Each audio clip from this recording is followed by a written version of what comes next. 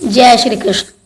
श्रीमद् भगवत गीता अध्याय 10 श्री भगवान का ऐश्वर्य। आगे सुनते हैं। नारायण भगवान हैं जिनसे ब्रह्मा उत्पन्न हुए और फिर ब्रह्मा से शिव उत्पन्न हुए। भगवान कृष्ण समस्त उत्पत्तियों के स्रोत हैं और वे सर्व कारण कहलाते हैं।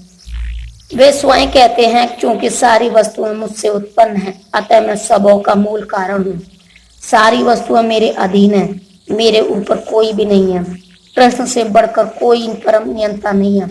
जो व्यक्ति प्रमाणित गुरु से या वैदिक साहित्य से इस प्रकार कृष्ण को जान लेता है, वह अपनी सारी शक्ति कृष्ण भावनामृत में लगाता है और सचमुच विद्वान पुरुष बन जाता है।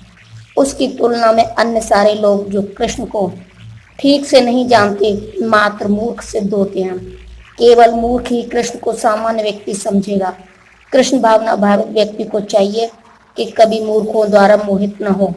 उसे भगवत गीता की समस्त अप्रामाणिक टीकाओं एवं व्याख्याओं से दूर रहना चाहिए और दृढ़ता पूर्वक कृष्ण भावनामृत में अग्रसर होना चाहिए।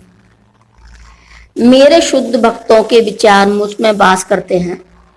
उनके जीवन मेरी सेवा में अर्पित रहते हैं और वे एक दूसरे को ज्ञान प्रदान करते हैं तथा मेरे विषय में बातें करते हुए परम संतोष तथा आनंद का अनुभव करते हैं। तात्पर्य, यहाँ जिन शुद्ध भक्तों के लक्षणों का उल्लेख हुआ है, वे निरंतर भगवान की दिव्य प्रेमा भक्ति में रमे रहते हैं।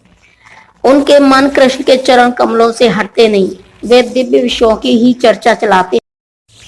इस श्लोक में शुद्ध भक्तों के लक्षणों का विशेष रूप से उल्लेख हुआ है। भगवत भक्त परमेश्वर के गुणों तथा उनकी लीलाओं के गान में अहर्निश लगे रहते हैं।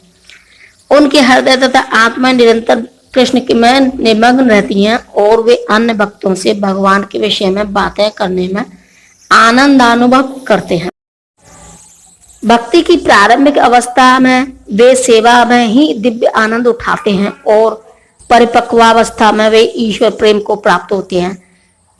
जब वे इस दिव्य स्थिति को प्राप्त कर लेते हैं, तब वे इस सर्वोच्च सिद्धि का स्वाद लेते हैं जो भगवत धाम में प्राप्त होता है। भगवान चेतन दिव्य भक्ति की तुलना जीव के हृदय में बीज बोने से करते हैं। ब्रह्मांड के विभिन्न लोकों में असंख्य जीव विचरण करते रहते हैं। इनमें से कुछ ही भाग्यशाली होते हैं जिनकी शुद्ध भक्त से भेंट हो पाती है और जिन्हें भक्ति समझने का अवसर प्राप्त हो पाता है। यह भक्ति बीज के सदृश है। यदि इसे जीव के हृदय में बो दिया जाए और जीव हरे कृष्ण मंत्र का श्रवण तथा कीर्तन करता रहे, तो बीज अंकुरित होता है। जिस प्रकार से नियमतः सींचते रहने से वृक्ष का बीज फलता है, भक्ति रूपी आध्यात्मिक पौधा क्रमशः बढ़ता रहता है।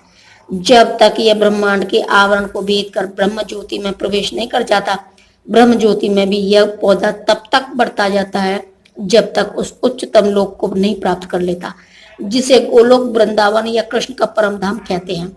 अंततोगत्वा यह पौधा भगवान के चरण कमलों की शरण प्राप्त कर वहीं विश्राम पाता है। जिस प्रकार पौधे में क्रम से फूल तथा फल आते हैं, उसी प्रकार भक्ति रूपी पौधे में भी फल आते हैं और कीर्तन तथा श्रवण के रूप में उसका सिंचन चलता रहता है। चेतन चरितामृत में मध्य लीला अध्याय 19 भक्ति रूपी पौधे का विस्तार से वर्णन हुआ है।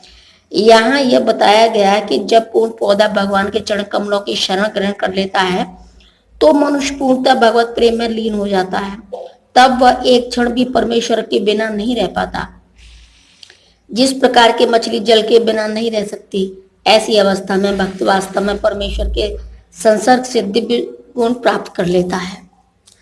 श्रीमद् भागवत में भी भगवान तथा उनके भक्तों के संबंध के विषय में ऐसी अनेक कथाएं, इसीलिए श्रीमद् भागवत भक्तों को अत्यंत प्रिय है।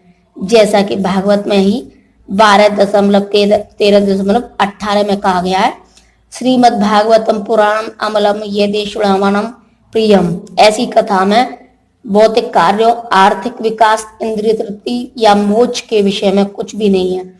श्रीमद् भागवत ही एकमात्र ऐसी कथा है जिसमें भगवान तथा उनके भक्तों की दिव्य प्रकृति का पूर्ण वर्णन मिलता है।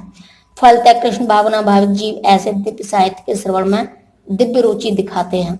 जिस प्रकार तरुण तथा तरुणी को परस्पर मिलने में आनंद प्राप्त होता है, जो प्रेम पूर्वक मेरी सेवा करने में निरंतर लगे रहते हैं उन्हें मैं ज्ञान प्रदान करता हूं जिसके द्वारा वे मुझ तक आ सकते हैं।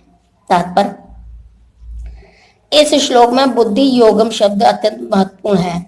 हमें स्मरण हो कि द्वितीय अध्याय में भगवान ने अर्जुन को उपदेश देते हुए कहा था कि मैं तुम्हें अनेक विषयों के बारे में बता चुका हूं और अब मैं तुम्हें बुद्धि योग की शिक्षा दूंगा।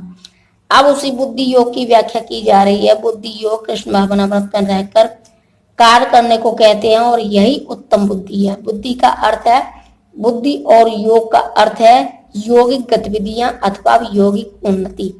जब कोई भगवत धाम को जाना चाहता है और भक्ति में वह कृष्ण भावनामृत को ग्रहण कर लेता है तो उसका यह कार्य बुद्धि योग कहलाता है। दूसरे शब्दों में बुद्धि योग वह विधि है जिससे मनुष्य भवबंधन से छूटना चाहता है। उन्नति करने का चरम लक्ष्य कृष्ण प्राप्ति है। लोग उसे नहीं जानते, अतः भक्तों तथा प्रमाणिक गुरु की संगति आवश्यक है। मनुष्य को ज्ञात होना चाहिए कि कृष्ण ही लक्ष्य है और जब लक्ष्य निर्दिष्ट है तो पथ पर मंद गति से प्रगति करने पर भी अंतिम लक्ष्य प्राप्त हो जाता है। जय श्री कृष्ण।